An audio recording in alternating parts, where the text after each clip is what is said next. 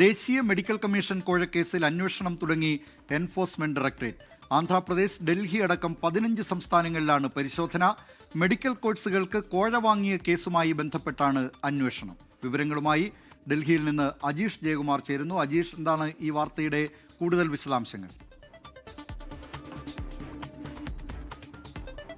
ഈ മെഡിക്കൽ വിദ്യാഭ്യാസ മേഖലയിലെ അഴിമതി സംബന്ധിച്ച് കഴിഞ്ഞ ജൂൺ 30-ന് CBI ഒരു കേസ് എടുത്തിരുന്നു. അന്ന് 225 FIRകളാണ് CBI എടുത്തിരുന്നത്. ഇതിന്റെ ചുവട് പിടിച്ചാണ് ഇപ്പോൾ എൻഫോഴ്സ്മെന്റ് ഡയറക്ടറേറ്റും അന്വേഷണം നടത്തുന്നത്. പ്രധാനമായും ഇതിൽ കള്ളപ്പണ ഇടപാടുകൾ അടക്കം നടന്നിട്ടുണ്ടോ തുടങ്ങിയ കാര്യങ്ങളാണ് ED അന്വേഷിക്കുന്നത്. അതിന്റെ ഭാഗമായിട്ടാണ് 15 സ്ഥലങ്ങളിൽ ഇന്ന് പരിശോധന നടക്കുന്നത്. ആന്ധ്രാപ്രദേശ്, തെലങ്കാന, മഹാരാഷ്ട്ര, മധ്യപ്രദേശ്, ഛത്തീസ്ഗഡ്, ഗുജറാത്ത്, രാജസ്ഥാൻ, ബീഹാർ, ഉത്തർപ്രദേശ്, ഡൽഹി ഈ സംസ്ഥാനങ്ങളിലെ 15 ഇടങ്ങളിലാണ് ഇപ്പോൾ ED പരിശോധന നടത്തുന്നത്. പ്രധാനമായും 7 മെഡിക്കൽ കോളേജുകളിൽ അടക്കം ഈ പരിശോധന നടത്തുന്നുണ്ട്. മാത്രമല്ല CBIയുടെ FIRൽ പേര് ഉൾപ്പെട്ടിട്ടുള്ള ചില വ്യക്തികളുടെ വീടുകളിലും സ്ഥാപനങ്ങളിലും ഈ പരിശോധന നടത്തുന്നുണ്ട്.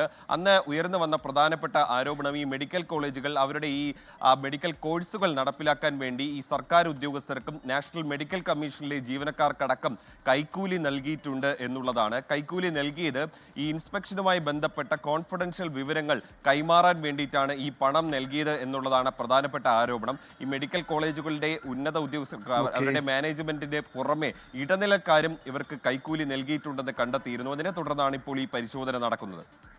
ഡൽഹിയിൽ നിന്ന് വിവരങ്ങൾ നൽകിയത് അജീഷ് ജയകുമാർ.